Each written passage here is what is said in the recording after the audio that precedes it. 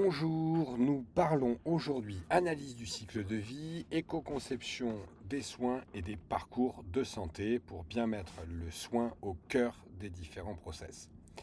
Tout d'abord, rappelons-nous qu'il faut intégrer les trois défis dans la réalisation du soin. Quels sont ces trois défis? Eh bien, les voici. Agir pour le climat en mesurant ses émissions de gaz à effet de serre pour les faire réduire, améliorer les conditions humaines en maîtrisant tout ce qui touche les droits humains et la santé environnementale. Enfin, préserver les ressources naturelles en réduisant, mesurant l'ensemble des impacts sur la biodiversité, sur les pollutions des sols, de l'air ou de l'eau.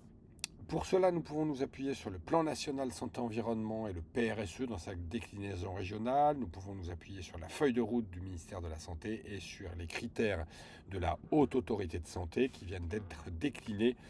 Vous le verrez un petit peu plus tard. Nous avons également le Conseil de l'Ordre des pharmaciens qui a élaboré un document sur l'engagement des pharmaciens dans la transition écologique où on y parle de collaboration interprofessionnels pour réaliser des soins éco-responsables, pour mettre en place des politiques d'achat éco-responsables, assurer une meilleure gestion des produits de santé pour une distribution plus verte et durable. Bref, l'ordre des pharmaciens s'engage. Mais vous avez également le Comité pour le développement durable en santé, le C2DS, qui a travaillé avec les fédérations et le SNITEM notamment sur un index DM durable que je vous engage à mettre en œuvre dans vos structures au même titre qu'à la CAP.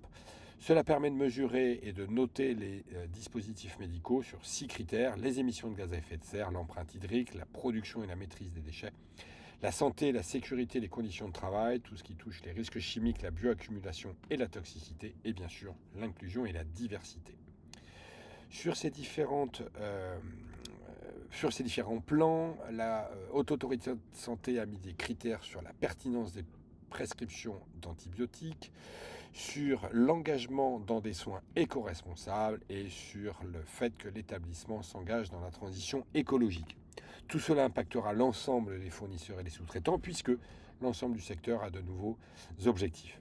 Et puis le ministère a également fait une méthodologie d'évaluation de l'empreinte carbone des médicaments qui intègre l'empreinte carbone des principes actifs, des excipients, du médicament au sens large du terme, intégrant également la distribution et le stockage, l'utilisation du médicament et la fin de vie, c'est-à-dire véritablement l'ensemble de l'analyse du cycle de vie du médicament. Et puis n'oublions pas d'intégrer la prévention des risques liés aux perturbateurs endocriniens, par exemple, dans nos achats, en faisant en sorte qu'il n'y ait pas de phtalates, on le sait, qui sont toxiques pour la santé humaine à tous les âges. L'utilisation de l'usage unique qui doit être maîtrisée et peut-être la revalorisation du métal à usage unique, l'attention particulière sur les contenants, les déchets directs et indirects, parce qu'on voit sur cette photo les camions vides et les camions vides à l'aller et au retour, mais également l'ensemble des matières comme le verre médicamenteux qui est recyclable à l'infini, avec des régions comme la Nouvelle-Aquitaine avec Suez ou la région des Hauts-de-France avec Cosmolis qui collecte et revalorise le verre médicamenteux. Vous avez également à prendre en considération les métaux précieux dans les dispositifs médicaux. Vous avez sur cette image des dispositifs utilisés en rythmologie cardiaque avec de l'or, du platine et de l'iridium qui sont revalorisables. Tout est revalorisable, même des masques à usage unique. Je vous engage à négocier avec vos fournisseurs la reprise de cela en termes de déchets pour les transformer. Certaines industries françaises transforment ces masques en mobilier de jardin notamment. Et puis les contenants en plastique tels que vous les avez là, qui sont également revalorisables et moins coûteux qu'en ordures ménagères. Les biberons jetables à usage unique que nous pouvons supprimer par des achats plus responsables, par des biberons lavables et réutilisables qui économiseraient près de 9 millions de biberons jetables par an dans notre pays. Une démarche à très haute qualité sanitaire, sociale et environnementale, une démarche d'éco-conception, ça passe par une politique d'achat éprouvée. C'est pour cela que vous avez à la CAP un indice vert et un indice vert certifié qui permet de vérifier les allégations, les compositions des produits pour être certain que les produits que vous utilisez vous permettront de faire de l'éco-conception. Comment lire une analyse du cycle de vie ? Par exemple, nous pouvons identifier plusieurs impacts. Nous l'avons fait sur plusieurs soins en France, en mesurant la consommation d'eau, la toxicité humaine et environnementale, les impacts sur le changement climatique, l'épuisement des ressources renouvelables et les surfaces de terre occupées pour produire un bien ou un service. Cela permet de réduire l'ensemble des impacts.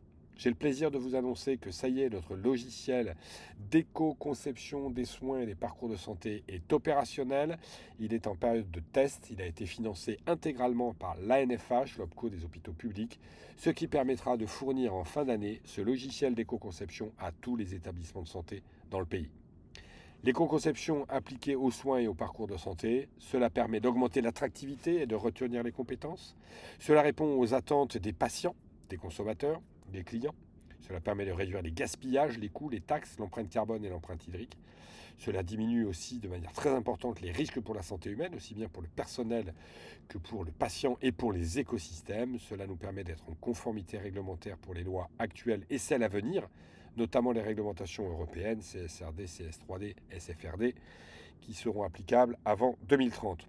Cela permet de créer et d'impulser une politique d'achat basée sur l'analyse du cycle de vie pour mettre en place sa propre responsabilité sociale et sociétale, et les avantages financiers sont nombreux et les financements le sont également.